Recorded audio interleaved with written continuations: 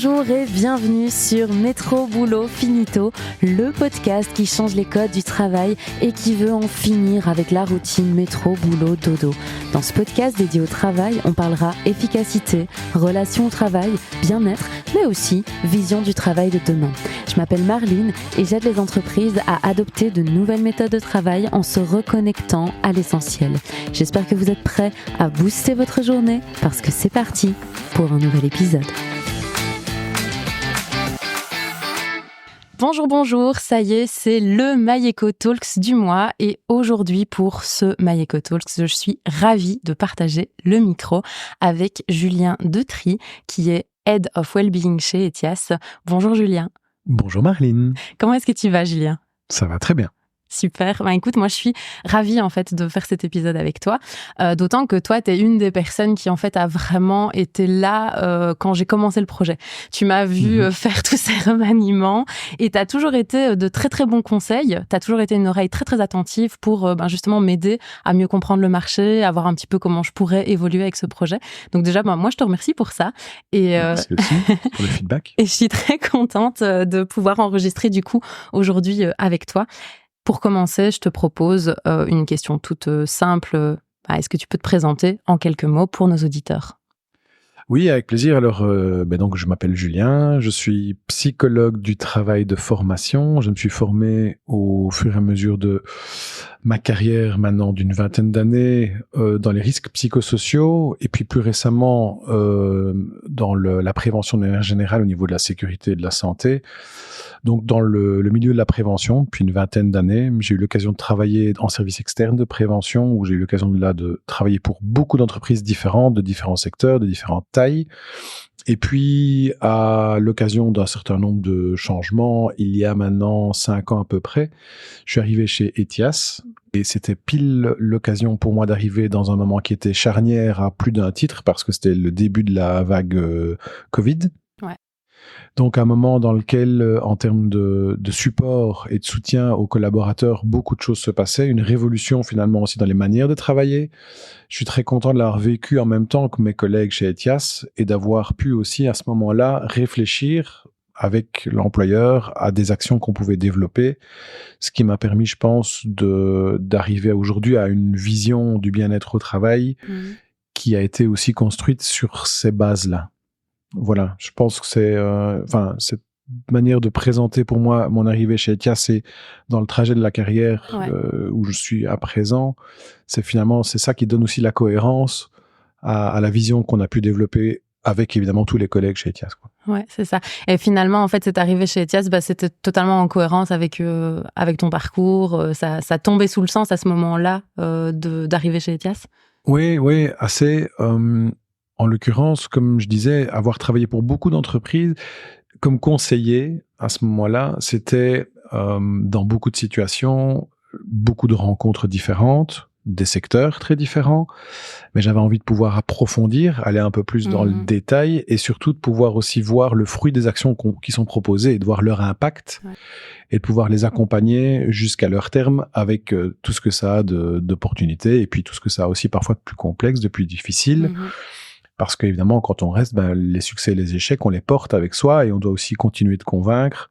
Donc ça, c'était une ambition que j'avais.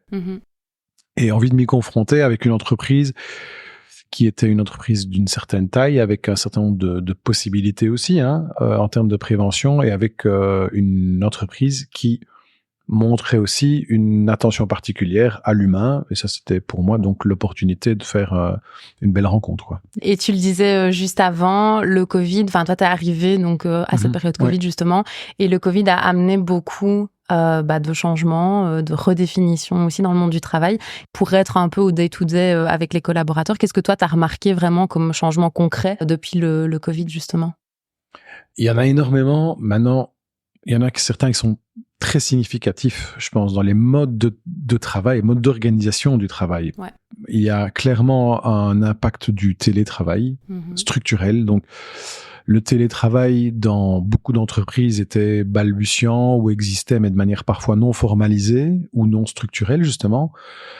C'était le cas pour Etias aussi, où il existait à ce moment-là des projets pilotes, mais pas encore de télétravail structurel et du jour au lendemain, pour ainsi dire, en fait, il a fallu faire basculer toute une partie de l'organisation dans du télétravail structurel, tout en maintenant le contact avec des clients comme assureurs directs. Donc, il y a des collègues qui n'ont pas fait de télétravail ou très peu, évidemment, des collègues qui sont en proximité des clients pour lesquels il a fallu organiser à ce moment-là aussi les aspects sanitaires de protection, rassurer, accompagner par rapport à un contexte dans lequel on avait très peu d'informations. Donc, il y avait des enjeux de communication très importants pour être présent, pour rassurer vraiment l'impact psychosocial, mais donc par rapport à ces modes d'organisation qui changeaient. Ça, c'est un élément important. Et un second élément qui me vient d'emblée en tête, c'est aussi tous les liens, les rapports humains entre les collègues. Donc, il y avait un aspect, bien que ce soit une grande entreprise assez familiale, ça veut dire où on se retrouve pour manger, où on partage pas mal de qui on est, indépendamment de ce que l'on fait ensemble. Hein. Donc, il y a un côté peut-être aussi qui est un petit peu lié à l'histoire, aussi un peu tiens, c'est une grande entreprise qui a fêté son centenaire il y a quelques années, hein, donc justement à la même période.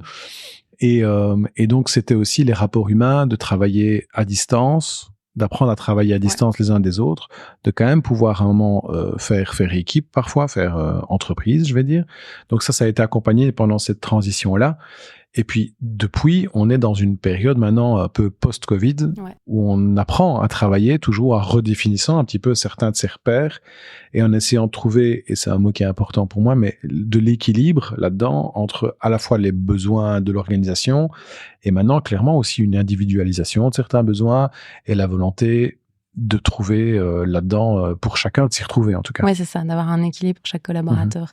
Justement, tu parles de télétravail. On a vu il n'y a pas si longtemps que Amazon voulait repasser en mode 100% au bureau et donc supprimer ce télétravail. Qu'est-ce que tu penses, toi, de cette évolution? Parce qu'on l'entend, maintenir le lien, c'est important entre les équipes et donc le télétravail peut aussi amener son lot de contraintes par rapport à ce lien.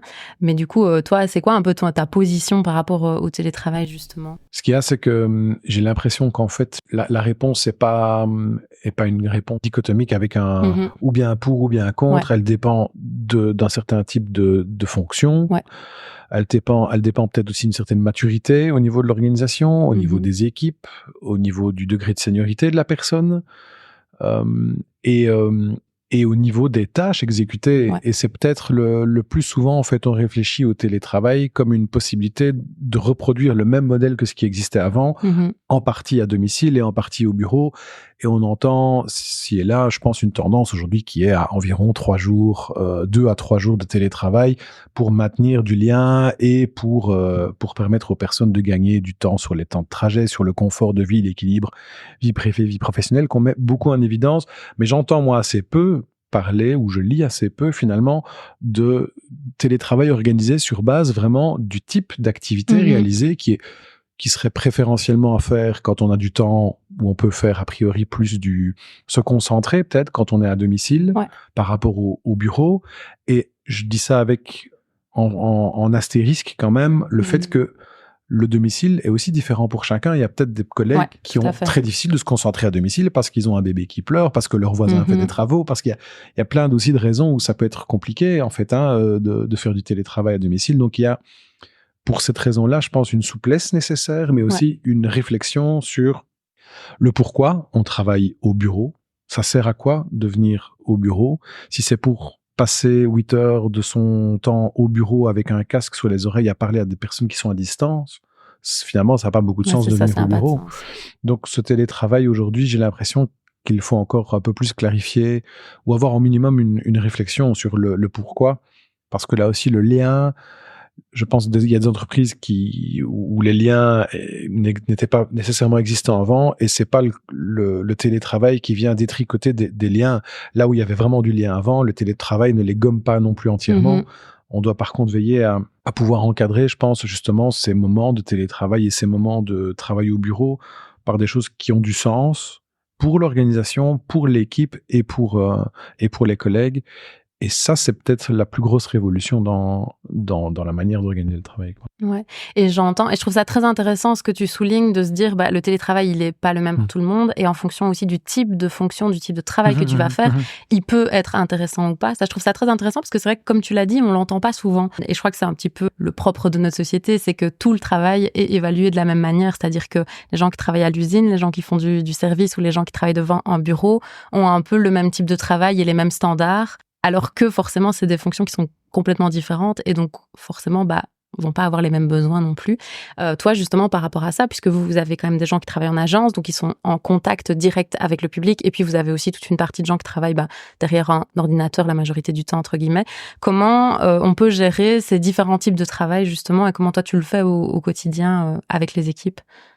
Alors, c'est quelque chose qui n'est pas nécessairement évident, et au cœur de la réflexion, il y a plusieurs notions. Il y a une notion qui est évidemment centrale. Je parlais tout à l'heure d'équilibre. C'est l'équilibre, évidemment, du bien-être et de la performance, et aussi de la capacité à réagir en cas de crise. Finalement, dans ce triptyque-là, on parle de robustesse aussi, une forme de résilience, comme ça, de pouvoir à un moment aller surperformer si c'est nécessaire. Mais si on est tout le temps dans la surperformance, alors à ce moment-là, on s'épuise aussi. Donc, c'est trouver de l'équilibre. Si je parle de ça et de l'équité, c'est parce que, forcément, donc, il y a évidemment, le télétravail n'est pas possible de la même façon selon le métier que l'on fait.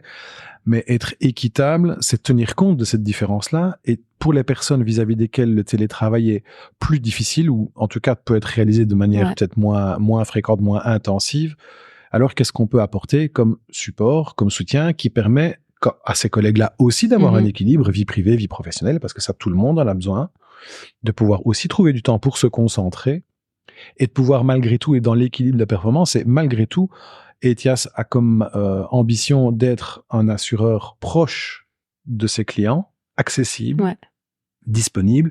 Donc, ça veut dire aussi que on doit pouvoir à un moment avoir nos bureaux qui restent ouverts, d'avoir des plages où on va pouvoir les accueillir. Mais c'est de trouver l'équilibre là-dedans, dans ces deux réalités-là qui coexistent, avec en même temps, en effet, des collègues qui vont être par contre dans des sièges, qui vont, eux, avoir un peu plus de latitude pour faire du télétravail. Mais là aussi, on pourrait parler de certains collègues qui ont un rôle plus managérial, où on va attendre de leur part aussi peut-être d'être un peu plus présents sur le site pour aussi accompagner leurs équipes, qui vont peut-être avoir des jours de présence différents. Donc, selon la responsabilité qu'on a, si c'est un rôle plutôt de managérial, plutôt un rôle d'expert, ou plutôt alors un rôle de contact clientèle, on va moduler sur certains de ces aspects-là. Et là, je parle de l'aspect télétravail, mais il y a évidemment des aspects d'horaire qui vont jouer aussi, pour les collègues qui travaillent plutôt dans nos bureaux régionaux, des horaires qui peuvent être différents aussi, une vie aussi qui va être différente parce que ils travaillent dans des toutes petites structures. Alors souvent, dans les bureaux régionaux, c'est des groupes de, on va dire, entre 2, 3 et une dizaine de collaborateurs, là où, au niveau des sièges, il y a plusieurs centaines de personnes. Donc, au niveau de la vie de l'équipe, ça va être aussi une vie différente. Au niveau des latitudes, c'est différent. Au niveau de la proximité, peut-être, avec son domicile, ça va être aussi des éléments différents qui vont aussi jouer sur la qualité de vie. Donc, ce qu'on essaie, c'est d'avoir une réflexion, justement, sur le métier, sur les différentes facettes et sur les besoins des collègues, pour faire en sorte que à un moment chacun s'y retrouve en fait, et que chacun se sente entendu par rapport à un besoin qui est aujourd'hui chez tout le monde en fait, de trouver de l'équilibre, d'être présent pour sa famille, pour sa vie privée, à côté de sa vie professionnelle ou avec sa vie professionnelle. C'est super intéressant parce que oui, je pense qu'effectivement, on parle beaucoup de ce fameux équilibre entre vie privée et vie professionnelle. Donc ça, je trouve c'est très important. Et c'est intéressant parce que tu parles de cette individualisation des besoins et de vraiment être à l'écoute finalement de chaque collaborateur, de sa situation à lui. Comment on fait? Parce que Etias, c'est quand même plus de 2000 collaborateurs, si je me trompe pas. Presque. C'est quand même conséquent comme nombre. Comment on fait pour pouvoir être à l'écoute de chacun, tout en ayant une certaine uniformisation quand même, parce que ça reste un groupe et donc le mindset et la culture est quand même la même pour tout le monde. Comment on fait pour répondre à ce challenge-là, justement? Et c'est intéressant, c'est une question à laquelle on n'a pas une recette qui est applicable ailleurs que chez Etias, je veux dire, mais la recette, si tant est qu'il y ait vraiment une recette qu'on suit, mais en tout cas, la culture qui existe chez Etias, je pense, c'est une culture de la concertation.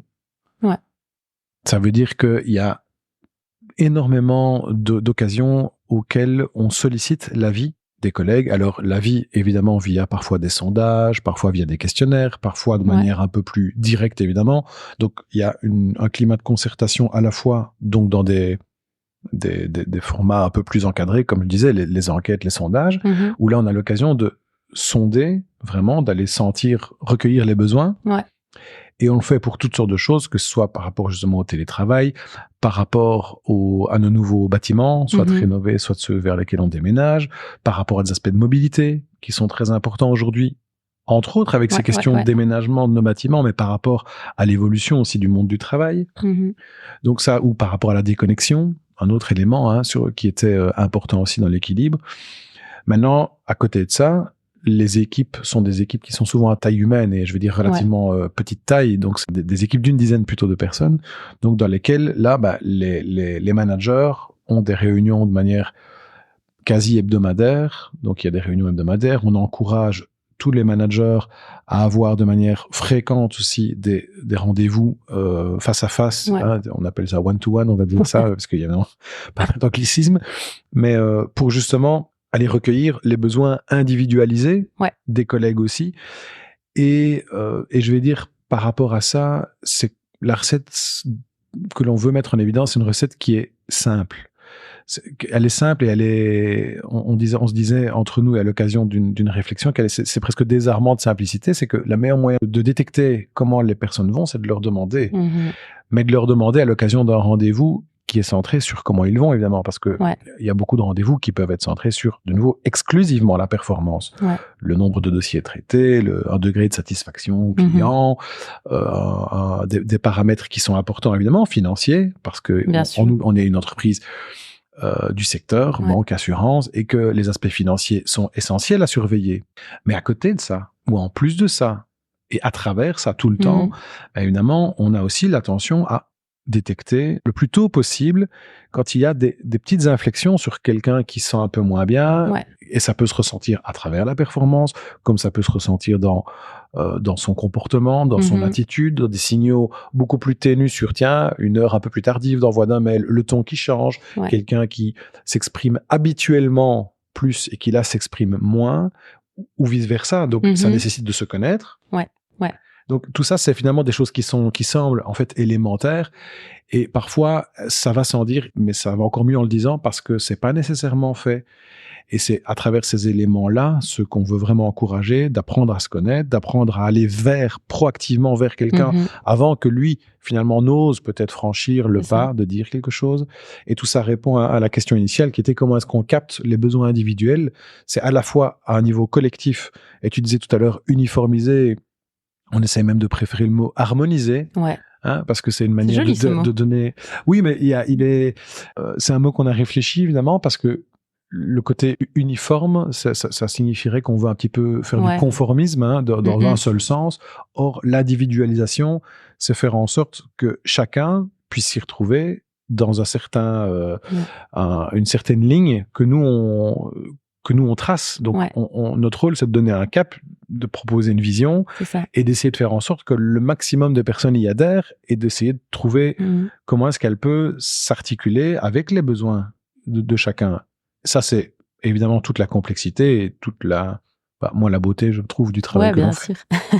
Bien sûr. Je pense que si tu fais ce travail-là, c'est aussi que tu aimes l'humain. Je pense que je me trompe pas quand je dis ça. Je pense que je peux le dire. Et effectivement, on entend beaucoup, et je pense que c'est aussi un des enjeux majeurs aujourd'hui, c'est justement comment tu fais pour capter la performance tout en restant à l'écoute de l'humain, que ça ne devienne pas trop contrôlant. C'est un peu la balance entre comment on fait pour rester dans l'humain tout en ayant quand même des chiffres, parce que tu l'as dit, une entreprise, ça reste une entreprise et elle doit vivre, elle doit avoir des chiffres et on est tous d'accord avec ça. Mais donc, comment on fait pour concilier un peu justement cette demande de chiffres tout en n'étant pas dans le contrôle et pas dans trop le chiffre, justement? Je pense que c'est pas nécessairement simple. Et là aussi, selon les collègues, évidemment, une certaine vision du trop. Elle est trop perçue par rapport à un repère aussi qui peut être assez individuel. Maintenant, la volonté que l'on a, c'est de faire en sorte que les deux soient liés. C'est-à-dire que être bien dans son travail, ça peut être aussi de recevoir du feedback sur ces chiffres, si c'est des chiffres qui ont du sens par rapport au travail que l'on fait. Donc c'est pas tellement la question du contrôle perçu, c'est plutôt la question de savoir qu'est-ce que l'on contrôle. Le but, c'est pas de contrôler en tout cas des personnes. S'il y a des choses qui sont contrôlées, tu parlais de chiffres, à un moment, c'est de s'assurer que s'il y a en effet, par exemple, un aspect budgétaire, si on définit une ligne budgétaire, le but d'un contrôle budgétaire, là, évidemment, c'est de s'y tenir, de pouvoir à un moment valider trimestre après trimestre et avec des échéances à plus long terme que le cap qu'on s'est fixé, on peut le tenir et qu'on anticipe aussi sur des évolutions. Donc, c'est que l'on a une attitude à un moment qui est vigilante, qui est préventive et proactive, y compris à ce niveau-là. Et ça implique un certain type de contrôle, par exemple, sur des chiffres. Maintenant, au niveau humain, là, je vais dire, qui est plus évidemment le domaine sur lequel moi j'interviens, je pense pas qu'on soit dans du contrôle, et je pense que le but, c'est justement d'être plutôt dans de la confiance, et c'est de définir, à ce moment-là, définir des objectifs, et ensuite de permettre à chacun de tracer sa voie d'une certaine manière. Et de nouveau, selon la fonction qu'on occupe, par rapport à l'atteinte d'un certain nombre de résultats. Bien sûr, il y a des éléments qui peuvent être plus chiffrés et qui donnent un peu moins de latitude, un peu moins d'autonomie, sans doute, s'il y a un certain nombre de rendez-vous à fixer, un certain nombre de contrats à valider, un certain nombre, je vais parler dans le vocabulaire de l'assurance, mais de sinistres à régler, ou de contrats à signer, à souscrire. Là, il y a des objectifs qui sont des objectifs plus business, je vais dire, qui sont contrôlés de manière rigoureuse, évidemment. Mais ce qui est important, c'est que par rapport à ces objectifs, les moyens que l'on donne aux collègues d'atteindre ces objectifs-là, les moyens leur permettent, eux, d'exercer leur marge de liberté, leur degré de liberté, leur autonomie par rapport à ceux-là, et que pour chacun, en tout cas, on ait de nouveau une trame qui donne à chacun des indicateurs dans lesquels il peut se retrouver et qui contribuent à faire en sorte que dans son rôle, il voit en quoi ça contribue au succès ou à la performance d'Etias dans son ensemble, en fait. Ouais, ben j'entends, tu parles beaucoup il n'y a pas vraiment de recette. En fait, c'est toujours une question, j'ai l'impression, c'est pas une dichotomie, c'est effectivement toujours une question de curseur. Oui, c'est ça. Je voulais réagir, sur ce curseur, parce qu'en effet, c'est pas la recette que l'on a, elle est adaptée au quotidien. Et parfois, bien sûr, on se trompe. Donc, il y a des moments où on se dit, mais tiens, ça va un petit peu trop loin, on doit rééquilibrer. Et pour tout ça, c'est le climat de concertation que l'on a qui va nous permettre de faire ça, de le ressentir à travers des feedbacks de collègues, à travers des feedbacks de représentants des travailleurs. Donc, on a les comités de prévention qui sont des moments au sein desquels on reçoit du feedback aussi sur ces indicateurs. Et donc là, à ce moment-là, on peut moduler, ça peut être modulé quotidiennement, moduler certaines choses à un niveau hebdomadaire, un niveau trimestriel. Et de nouveau, là-dedans, c'est de trouver l'équilibre entre moduler sans changer radicalement de cap. On doit pouvoir, à un moment, avoir une vision, s'y tenir avec parfois des moments où c'est un peu plus compliqué, un peu plus haut, un peu plus bas, mais c'est à ce moment-là que toutes nos ressources de support viennent aussi en aide aussi à des collègues qui peut-être parfois peuvent décrocher par rapport à ça, parce que ça devient un peu trop compliqué, ou parce que la vitesse à laquelle les changements arrivent exige peut-être davantage d'énergie, de ressources.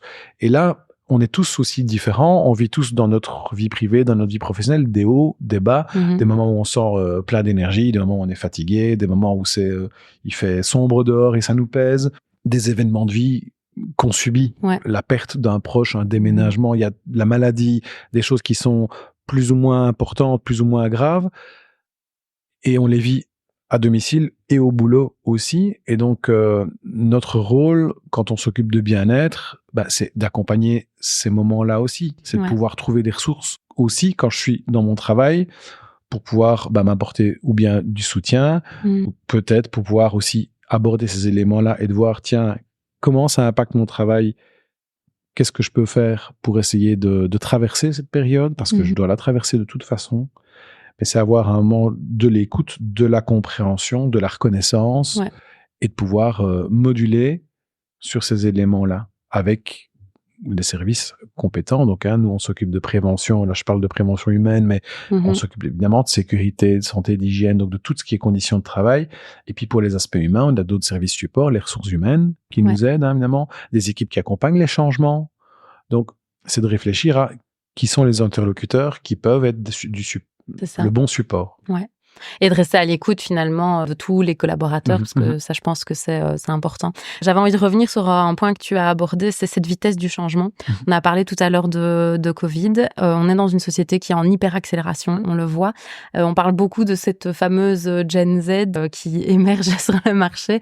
Et j'avais envie de te demander, est-ce que tu vois là maintenant, est-ce que tu as l'impression qu'on est dans une époque qui est un peu charnière, où l'accélération des changements est tellement grande que forcément on est en pleine mutation et qu'il faut changer? Ou est-ce que tu as l'impression que ça a toujours été un peu comme ça? Est-ce que tu vois une différence finalement? Oui, il y a indéniablement, je pense, une charnière, un tournant qui est en train de se jouer.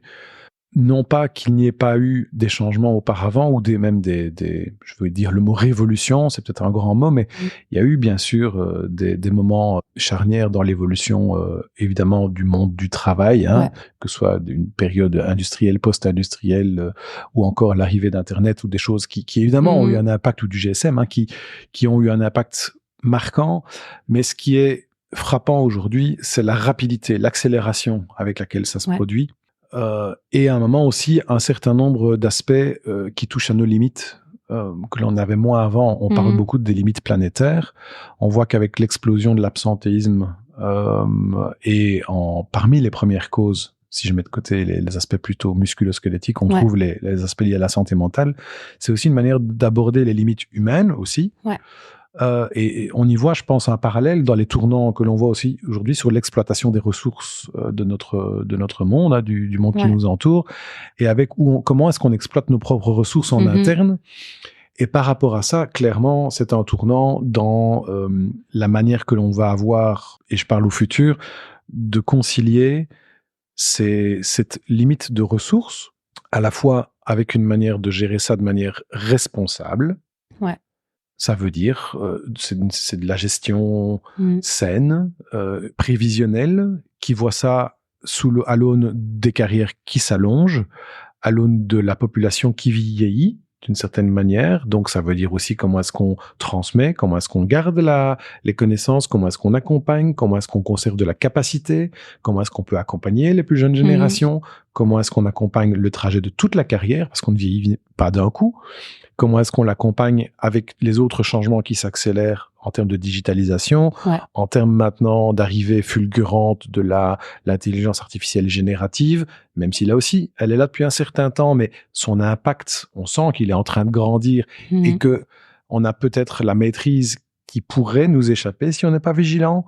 Donc, ces accompagnements-là, qui soient générationnels, RH, en termes de rétention, de talent, en termes de durabilité, en termes de gestion des ressources, donc qui ne sont pas nécessairement une économie des ressources. Donc il y a un contexte global, mondial, dans lequel on est en train de revoir un petit peu les postulats sur, tiens, comment est-ce qu'on peut être dans une forme de croissance, malgré tout, dans un contexte où les ressources sont plus précieuses qu'avant, parce qu'on se rend compte qu'elles peuvent être limitées, et que malgré tout, à un moment, on a un certain nombre d'ambitions, de pouvoir continuer à vivre avec une certaine qualité, de pouvoir envisager un futur serein, et serein et positif. Et ça, c'est vraiment quelque chose aussi, je pense, d'assez important, c'est de continuer de cultiver une vision positive du futur, en fait. Comment est-ce qu'on peut, à un moment, parler de progrès? Comment est-ce qu'on peut continuer à envisager avec optimisme la suite, sachant qu'il y a ces éléments-là. Et ça, c'est vraiment, là-dessus, pour le coup, une recette que moi, j'aimerais bien cultiver, c'est on peut envisager la suite de manière optimiste. Ouais, c'est ça, c'est d'avoir finalement pas trop le pessimisme et le côté alarmisme, et de donner plus les solutions. Bien sûr. Ça me permet de faire la transition, c'est génial parce que tu fais toi-même les transitions entre les questions. J'adore. Ça me permet de faire la transition avec la toute dernière question que j'avais envie de te poser, que je pose à tous mes invités qui passent par le podcast. C'est de se dire finalement, dans ce monde justement, et avec ce futur incertain mais qu'on a envie de construire quand même, quel est selon toi ce que doit être le travail de demain? Ça, c'est une question compliquée évidemment. Par rapport à ce tournant dans lequel j'ai le sentiment qu'on est, on n'a pas le recul nécessaire pour voir suffisamment loin, et donc que quand on aura négocié le tournant, la perspective qui se dégagera, on aura une vue un peu plus claire sur ce que sera l'avenir ou le futur du travail, et que pour l'instant, on est en train de renégocier justement les contours, les limites du cadre, des outils, et que quand on va tout doucement sortir du tournant, à mon avis, il va nous apparaître de manière un peu plus claire. Mais d'une certaine manière, j'ai la conviction profonde que le travail de demain sera de nouveau un travail qui va permettre à chacun de trouver un sens dans ces questions d'équilibre, dans cette question d'utilisation des ressources. Le travail de demain, il continuera d'être individualisé parce que d'une certaine manière, on a franchi des seuils aujourd'hui et je ne pense pas qu'on puisse envisager des retours en arrière par rapport à ça. Par contre, on peut mieux comprendre un certain nombre de déterminants de ce qui va être important. Et donc, le travail de demain, il doit être équilibré. Ça veut dire qu'à un moment, je pense qu'on va devoir compter sur des aspects liés à l'autonomie, liés à la responsabilisation, liés à des aspects de sens, une perméabilité de frontières qui existait avant et qu'aujourd'hui, on ne s'impose plus en termes de temps, en termes d'espace. Le travail de demain, je pense qu'il va continuer d'aller dans cette direction un petit peu d'effacement d'un certain nombre de frontières, une porosité. Et en même temps, et c'est pour ça que je dis le fameux en même temps, mais avec l'équilibre, le retour, je pense, à un certain cadre. Je suis assez d'accord avec toi sur cette idée que c'est bien de justement laisser plus d'autonomie, de responsabilisation. Je pense que tout le monde en a besoin, d'avoir ce meilleur équilibre, d'avoir moins ce côté contrôlant de si tu viens au travail à telle heure jusqu'à telle heure, tu dois être là et faire tes heures, etc. Je pense qu'il y a toute une question là au niveau du sens qui va se poser. Mais effectivement, je crois que si on anéantit totalement le cadre, là, ça a l'anarchie aussi à un moment donné. Donc, je suis assez d'accord. Encore une fois, on est sur une question d'équilibre entre les deux et de peut-être avoir un cadre qui est différent et peut-être que même le sens même du cadre va devoir être différent dans les années à venir par rapport à ce qu'il a pu être. Oui. C'est difficile à envisager sous l'angle de l'ensemble des métiers qui existent, parce que évidemment, la question, tu me dis, je suis en train de réfléchir à beaucoup de choses en même temps, et quand tu dis quel est le travail demain, je pense que le travail sera multiple. Donc aujourd'hui, la notion de travail même est en train d'évoluer beaucoup. On se rend compte qu'on a désindustrialisé ces dernières années, beaucoup. On voit aujourd'hui quelles ont été un peu les limites, et on parle un petit peu de retrouver une forme de, selon les mots, mais de souveraineté, d'indépendance par rapport à un certain nombre d'éléments. Et donc, il y aura certainement plusieurs types de façon de faire son travail ou du travail. Mais la part du travail va rester une part, je pense, importante dans la vie. Mais les outils avec lesquels on est amené à travailler pour demain vont redéfinir, je pense, les contours de ce que l'on appelle notre travail aujourd'hui. Ça, j'en suis assez sûr aussi. Mais il n'y aura pas une seule façon de faire le travail. Et le travail tel qu'on l'envisage aujourd'hui va certainement encore beaucoup évoluer dans les années à venir, à quoi il ressemble, en tout cas. J'aime beaucoup, en tout cas, merci beaucoup Julien pour cette vision du travail. En résumé, je dirais peut-être plus individualisée, mais aussi plus multiple. Merci beaucoup pour cet échange. On arrive à la fin de cet épisode.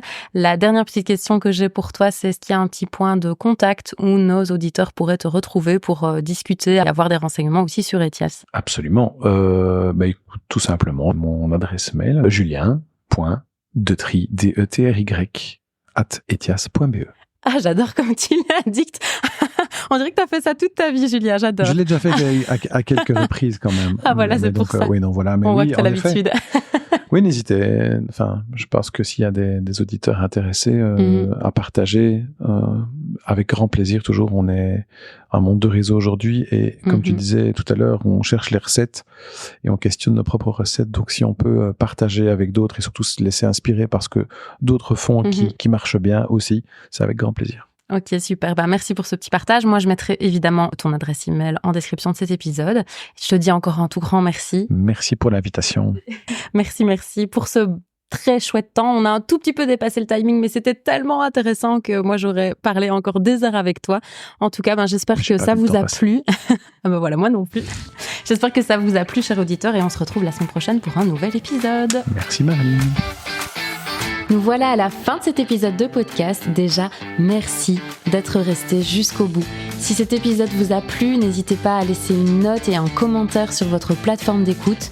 Et puis un petit partage sur vos réseaux, ça fait toujours plaisir et ça aide à faire connaître le podcast. Pour échanger, proposer vos idées de contenu et partager vos expériences, c'est sur Instagram et LinkedIn que ça se passe via le compte Mayeko Design. Je vous mettrai les liens en description. Il est temps pour moi de vous dire au revoir. On se retrouve la semaine prochaine pour un nouvel épisode. Et d'ici là, prenez bien soin de vous.